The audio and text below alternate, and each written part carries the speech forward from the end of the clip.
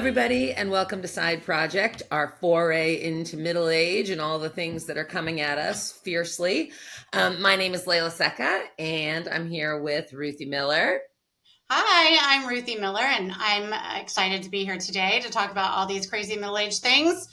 And one thing we really have not addressed at all, we haven't even come close to addressing, is death. So I'm looking forward to talking to our guest today. Layla, do you have any Yeah, thoughts on this topic? yeah, actually, I do. So this particular episode was born of a conversation I was having with Ruthie after I hired a death doula for my mom. And strangely enough, today is the 1 year anniversary of my dad's death. So in the last couple of years, death has been following me around. Perhaps it's always following us all around, but it's really been at the forefront of my mind. And I've been trying to figure out how to not be scared of death and how to help the people I love that are there figure out how to die without fear and in a calmer, easier way. So Ruthie and I were chatting and we started talking. We found Kacie and we were like, we got to do it. We got to talk about this because this is one of those unspoken things. So I'm going to let Ruthie introduce Kacie to you and then we're going to jump right in. All right, we have with us today Kacie Gikonyo. Kacie is a registered nurse and death doula, and not only is she a death doula, she actually founded a Death Doula School. It is called Death Doula School. You can look that up. And Death Doula School trains people in the field. And in addition to that, she created the Death Doula Collective, which is sort of a community for these people to come together and share and connect and talk about all the things that they need to talk about. So we're so excited to have Kacie here. Kacie, thanks for joining us. Yeah, I'm so happy to be here. Thank you so much for having me. We're thrilled. So let's start at the beginning. Like when people think of doulas, they think of people that go into your house and you get into a baby pool and you push a baby out, right? I mean, my mom, when I first, my mom was like, I'm not pregnant, my 86-year-old mother. And I was like, yes, yes, I know. Not that kind of a doula. Kacie, tell us what is a death doula? What does it mean? What do you do? Give us a little bit of background on this. Absolutely. I love that you brought up birthing doulas because it's a great way to kind of explain what a death doula does. If you really put thought into what a birthing doula does, they help support the person laboring into the world, but also the loved ones, the family members, the husband, the wife, whoever it is. Uh, a death doula does the same thing only on the opposite end of life. So we help people to labor out of this world while at the same hand supporting the loved ones as well. Because when somebody is laboring out of this world or making their final transition out, it's not just an experience for that person, it's an experience for every single person that's involved. And being a nurse, there was very obviously just a little bit of a lack there, a lack of additional support that people really, really need to walk through, this journey. So that's kind of what death doulas do. Each death doula is different. Some of us are the same, some of us are different, some of us are more grief focused, some of us are more death focused. I'm a registered nurse. I've done this in my nursing career for a really long time. So me, I'm in there, I'm in the nitty gritty, but I help with everything. So my clients usually call me right after they've received a terminal diagnosis. Maybe they're not even at the hospice point yet. The majority of them are still receiving palliative care treatments, but either way, you've gotten a horrifying diagnosis. And a lot of my clients are younger in age. So people think of a death doula and they automatically think, oh, they must work with old people. Well, old people aren't the only people who die. People of all ages die. So a lot of my clients are younger. They're in their 30s, their 40s, their 50s, their 60s. They have a spouse, they have children, they have animals and a house. There's just so many things involved.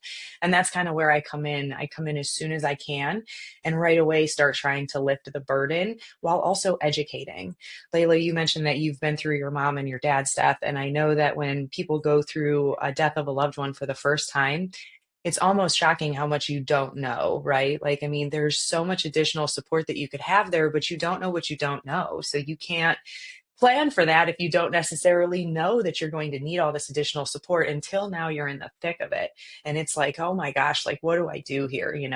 So that's kind of what death doulas are trying to do. We're trying to get out there, to get in front of people, to help them with end of life planning, to help them with organizing everything, to help them to understand their diagnosis and what the future looks like, and also to really think about it. How many times have you thought about what you want the last days of your life to look like? Probably never. Because if you haven't met someone like me who's asking you these ridiculous questions, most people aren't going to think about it. But that's what I do. I help people get all of their planning in order as far as your estate planning, your financial planning, your medical power of attorney and your advance directives and all of those important things. But once we get all of those boxes checked and those big things out of the way, now I start making you think about the stuff that you never would have thought of before. What type of sounds or music or whatever do you want to hear in your last moments of life? Most people don't realize that laboring out of life is literally a process. For the majority of us who die a natural death, you don't die quickly. You don't fall asleep and then not wake up in the morning. Like, that's not how, it's not that magical. And depending on your disease process, you can be dying for weeks Long or time. days. Yeah, I mean, it can Yeah. take a really long time. And imagine not only how difficult that is on the person themselves to wake up just a little bit more declined every single day for weeks or days or however long it takes, but also the loved ones to watch this person that you love so much wake up in a more declined condition every single day. And that goes on for so long. So it really takes a toll on everybody if you really don't have the right type of support there. Right. So Um, you handle the person and the family. I really like what you said about you don't know what you don't know, because I think that's 100% the case. I've been actually very fortunate throughout my life. I have not dealt with death up close almost ever. And so I think that really struck a chord with me. You don't know what you don't know. Like when it does come for me and mine, I really am not going to know what to do at all. So I'm I'm glad to know there are people out there who can be walking me through this process. yeah. I mean, it was like, so my mom's still alive, but she's declining. And I actually hired a death, no, it's okay. I hired a doula for her because she wants to talk about death all the time. And I really don't. Like, my dad just died. We had a rough year. Like, I don't want to sit around and talk, and she's in that. She's a bit dramatic. So she'll be like, oh, like this kind of drama. She's a Turkish little old lady with like a lot of makeup on, who's a little dramatic. But finally she got sick, and she was, just like a cold. But when you're 86 and you get a cold, it's a little more disastrous than when you're 50 or 25. And she just wouldn't stop. And I was going nuts. And I was like, I can't take it. I just can't take it anymore. I'm an outsourcer, right? I'm a software executive. So I'm like, how do I get the job done as quickly with as many, so I found a death doula who's lovely, this woman, Rita, who's lovely. And she goes and talks to my mom once a month for a couple hours. And my mom's planning estate. My father was a lawyer. Like, her life is organized as far as all the things. But I think the emotion of death and trying to reconcile the fact that, like, my dad is gone and she's clearly next, right? And then in my mind, well, as soon as they're gone, I'm up, right? I mean, maybe not, hopefully not soon, but like the progression of watching that. So I think even just sort of understanding that a doula can be a longer term sort of relationship with someone as they're approaching that, maybe even not like in hospice or inevitably. But I mean, do you see that? Do you have patients you've been with for a while, or is that like a common thing? No, absolutely. I love that you brought this up because a lot of times when people think of a death doula, they picture us being there just in those last days of life. And absolutely, that's totally, we're there for that moment for sure, like trying to be there for all of that. But we can be so helpful way beyond, and we don't work for the medical system. So you don't have to check any boxes to work with me. We could work together now, if you just have a fear of death or you don't understand end of life planning. I have people work with me from all walks of life that, aren't even necessarily close. Death doulas do legacy projects with people. A legacy project is, they say that each person dies two deaths, once when you physically die, and then once again when you're spoken of for the last time. So if you know that you're eventually going to die, which we all are, why not plan to leave behind some sort of tangible legacy for your loved ones? So they're always looking at your pictures or seeing this or your art or talking about you, whatever it is. And so I've had people that hire me, they're just in their 60s. They're not dying, they just know, like, hey, I'm in my 60s, I've got all these grandkids and these kids, and I'd love to work on something to have to leave behind for them. So it's just great that you brought that up, that like a death doula can work with anybody at any time in their life. I also wanted to mention, I love that it's totally normal for you in your grief journey to not be ready to have these conversations with your mom. So I don't want you to feel like you're lacking or anything, because you don't want to be there to have these conversations. You just lost your dad, and the thought of maybe losing your mom too, like that's a lot. But I absolutely love that instead of just avoiding it, you were like, I got to find her someone to talk to. That's perfect. That's the best thing to do, because to be honest, nobody wants to have these conversations with their family, regardless of whether or not you just lost a loved one. Nobody wants to sit down and talk with their mom about when she's going to die. That's really, really hard. And so that's part of what a death doula is. I always say we are the pillar of support for everyone, because mom has all kinds of thoughts and all kinds of questions. And you maybe have all kinds of thoughts and all kinds of questions, but maybe you guys don't want to bring those to each other for whatever reason. It could make somebody cry. There could be heavy emotions. That's where we come in. I'm this pillar of support. I'm going to be there. I'm going to be strong for you guys. You can bring me any question in the world or any thought or whatever it is, and I'm going to hold space for you and support you through it and provide education if education is needed at that point, whatever it is. So I love that you were like, my mom really needs this, and you got her this death doula. Like, that just makes my heart so happy. Okay, so on that note, on bringing this up in conversation, so Layla lives in California, and I feel like, not to be stereotypical, but California is a lot more forward thinking when it comes to this. Well, I live in Houston, Texas, and people here are really hesitant for the most part to talk about death. And I think a lot of us, we're in middle age right now.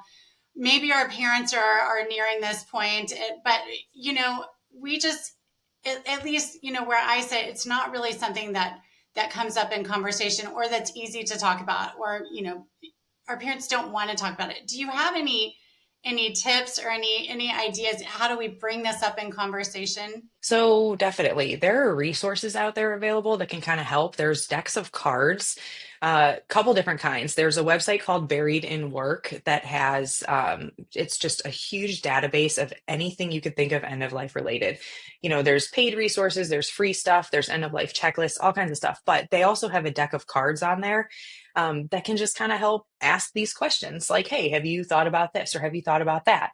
It can even just spark, sometimes when we're sitting with somebody late in life, it's uncomfortable. We don't know what to say, so you can just grab this deck of cards and be like, hey, who is your first girlfriend? Like, it just gives you these questions you never would have thought of. And then you start learning stuff about them. So there are resources out there. The end of life deck and the death deck are another one.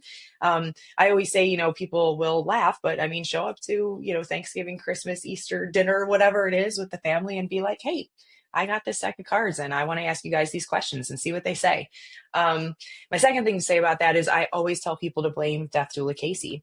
I am everywhere. I am on every single social media that you can find, and I am very forward and in your face about it. And I tell people we need to change the narrative and we need to be talking about death. So maybe just bring it up. I met this death doula, or I talked to this death doula, and she really planted this seed in my brain. And now I feel like I want to talk to you guys about this stuff, The third thing I want to say is that there's this narrative that we aren't supposed to talk about death, okay? And I started a TikTok 2.5 years ago talking about death, and I thought nobody was going to go for this. And I grew immediately because people wanted to hear more. I was teaching them things about death, about end of life, about hospice that nobody had ever heard before. And so then I started an Instagram and a Facebook and LinkedIn and a YouTube. And I have thousands and thousands, almost 100,000 followers across all the platforms now. So it's something that we're taught. We don't talk about death. We don't talk about death, but people do. People do want to know. They do want to talk about death. Nobody wants to be unprepared or ill prepared for this type of situation.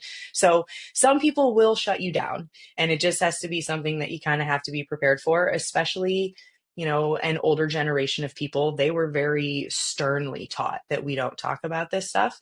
Younger generations are more open to it for sure. But I always say we've got to take the first step. We've got to be the one to say, I am willing to talk about death, and I do want to know these things. I don't want to see, my parents die and have no idea what to do with their things, or what if I have to make a really hard decision and I don't know what decision to make because I never wanted to talk to them about how they feel about these things, So choose your hard, right?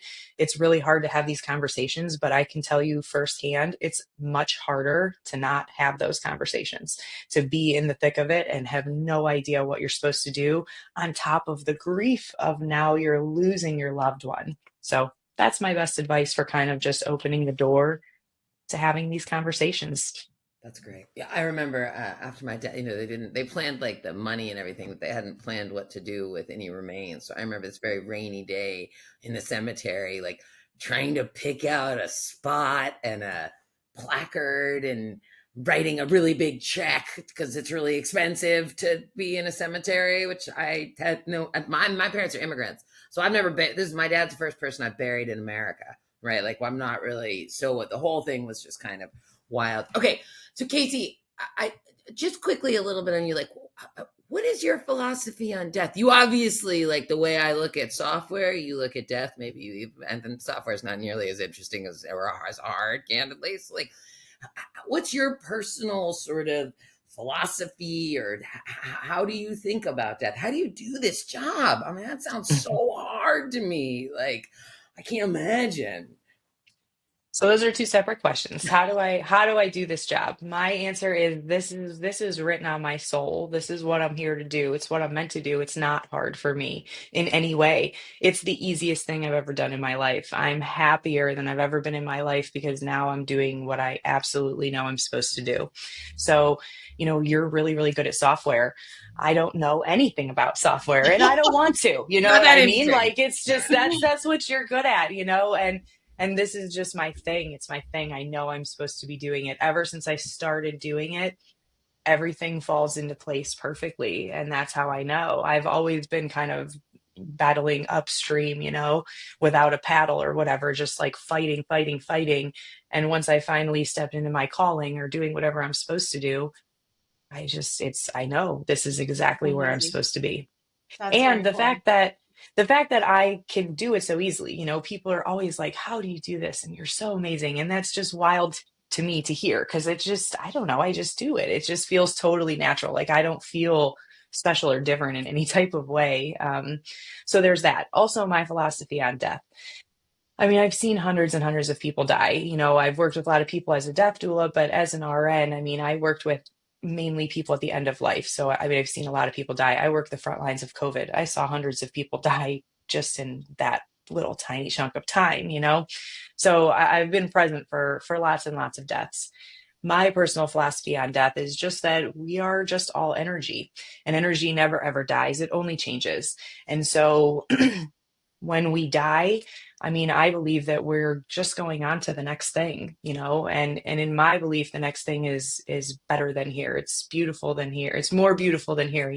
And not that there's anything wrong with being here. It's beautiful and amazing being here. But just imagine going on to something even better, especially when you're dying, because in your last moments of life, it's not so beautiful and it's not the best place you've ever been. You're like, get me out of here. So you're going to somewhere better. You're not going to feel pain anymore. You're not going to be suffering from this disease. What does that mean as far as what happens when we change? I don't have an answer for that. I believe in all things and everything.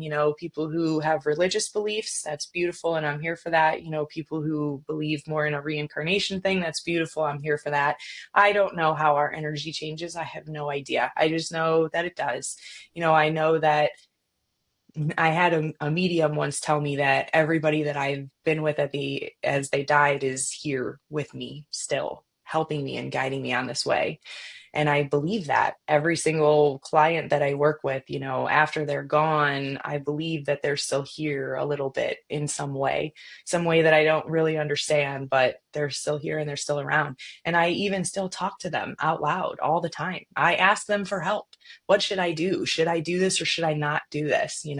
So that's just kind of how I do this and what my philosophy is on death.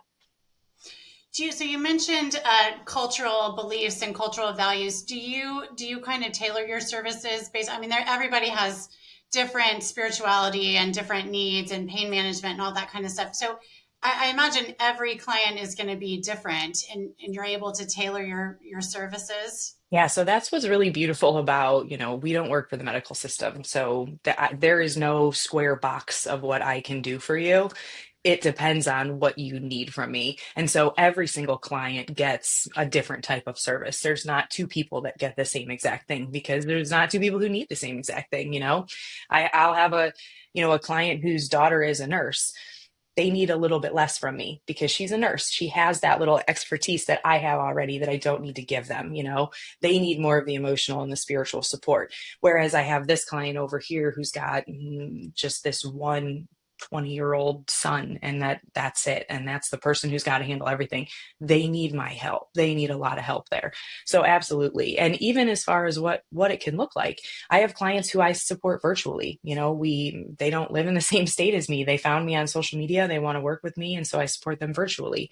I have clients even kind of locally that I only support virtually just because sometimes my time is limited. Sometimes I have clients where it's part of our plan to go places. I had a client who at the end of her life, she'd wanted to go to an apple orchard and to go here and to go there. And she wanted to know that she would be with someone safe. Well, I'm a nurse. And if something went terribly wrong, I would know what to do right away, So like this was part of our plan. Sometimes it's just that I come visit for once a month, like the death doula is doing with your mom. So absolutely, like services are completely, we meet first, free consultation. I want to know everything, what's going on, what's the rundown. And then we kind of work together to determine like, here's what I think would probably work best for us. What are your thoughts? And we just kind of do it that way. Amazing. So this is a slight switch, but it's sort of in the same vein. So you have Death Doula School, you're building a Death Doula empire, you have a vision. So like, how does one become a death doula? Just like the training, and you don't need to give me every detail, but just like relative, like what does it take? What does one do? Well, for anyone who wants to become a death doula, you want to go to Death Doula School because Death Doula School is the most comprehensive training program out there. But as far as how to become a death doula, all you do is take a training program. So it's just a certificate program. It's not like a license or anything like that yet. But that's all you have to do is kind of pick a program. Now, there are many programs out there. So you just have to be careful in which program you choose. Some of them are a much smaller cost, but they're going to teach you a much smaller amount of information. And then they're going to want you to buy more and buy more and buy more and buy more. And so in order to get everything you need, now you've invested in all of these different training courses. The goal of my course of Death Doula School is to teach you everything that you need to know, including how to run a business. People don't hire death doulas. You have to open your own business. You have to do this yourself. I was a nurse. Nurses know nothing about business, and I realized that when I had to quickly run a business and was like, marketing, like, what is that? I'm a nurse. I don't have to do that. People were like, you need to get out and network. I'm like, yeah, network, as I'm Googling, what is networking? What is networking? Like just the most ridiculous things I didn't know because I came from a completely different world. And, everybody that is a death doula is always coming from something else. Most people they've been in healthcare, they're social workers. Some are coming from completely different backgrounds. They are done computer stuff, they're marketing, they're IT, whatever it is that brought you there.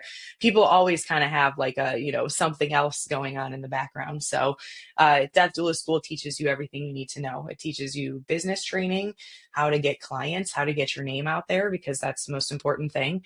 But then how to be a death doula, everything death doulas do. But then also, death doulas are completely non-medical. But as a nurse, it is my belief that a death doula who has been trained on the medical aspects of death and dying is just invaluable, so much more invaluable than one who hasn't received that type of training. So Death Doula School is really heavy on all of the things that you could see and how you can support the family, how you can guide them into calling hospice when necessary, and also hospice. A lot of death doula training programs don't really teach you much about hospice, but we work beautifully hand in hand with hospice. And so if you can create a great relationship with the hospices in your area, then that can really benefit you greatly.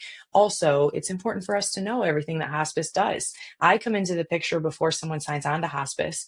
People don't know anything about hospice, just like they don't know anything about death. So I can come in and start educating about hospice. A lot of people think two things: that hospice comes in and like moves in and 24/7 takes care of things, which is very, not the case. They come in for about an hour a week, usually. And then the other thing that people get confused about is they think that hospice is like a place where you go. And they're like, we're just going to take her to hospice and she'll just be there. Like, that's not really the case either, you know? So it's just kind of, oh, and the other part is people always think that you wait till the last few days to utilize hospice, but we can utilize hospice for months and months and months beforehand. So I just love kind of getting in, you know, and explaining all of that to the clients, but making sure that the death doulas know that too. I think it's really important for us to know everything that hospice does. So that's how you become a death doula. You find a death doula training program that feels right for you. Make sure it's going to give you all the education and support that you need, and you just do it.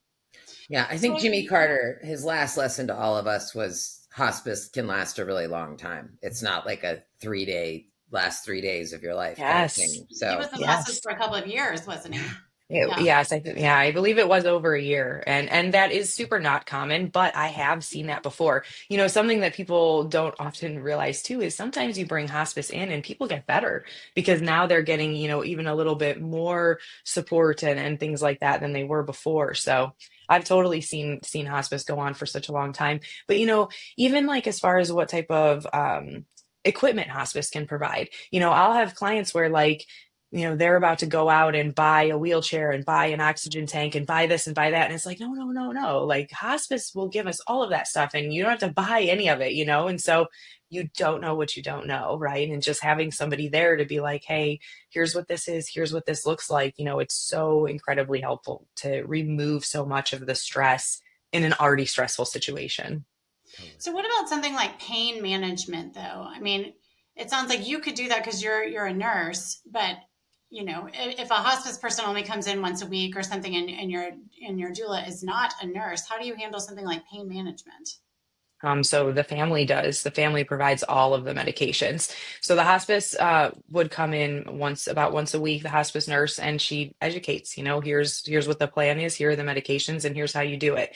But that is a huge shock to most people because they're like, wait, who's going to be giving them the medicine? Like, oh, it's you, it's you. And I am a nurse and a death doula, but as a death doula, I am not working in the role of a nurse. So I do not give medications because that crosses a risky boundary for me. You know, with liability and things like that. So I have this knowledge and I never use it in a nurse way. You know, I would never say like, you should just give them a little bit more of this or that. I would always say, I think you need to call the hospice nurse and get some advice on the medication.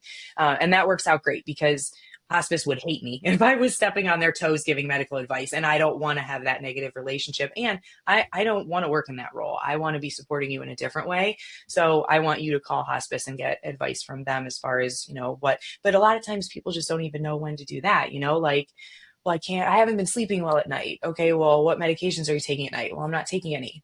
Maybe you should call hospice and let them know you're not sleeping well at night because they could give you some medications, you know, and it's just that little bit of help. People are like, oh, okay, that's a great idea. You know, next thing you know, now hospice has got them set up with something and they're sleeping like a champ through the night, you know, just little bits of help that people need through this whole, you know, transition. 100%. The medicine thing was a real shock, like having to give him the medicine. Yeah, all of us really took a step back there and we had to like sort of suck it up and get in there and do it. But I did not expect that at all. I was taken aback by that. So I can attest to that one too. Yeah, this is why I am such an advocate for end of life planning because I want to talk about it when you're 20 and when you're 30 because I want you to understand what that looks like. Like not only giving medication, right? You know, had people understood beforehand what that was like, maybe you have a certain amount of money set aside for caregivers and nurses who you can have come in and give medication so that you don't have to. But even more importantly, think about, you know, 95% of us are going to be incontinent at the end of life, meaning that we're going to need somebody to change us.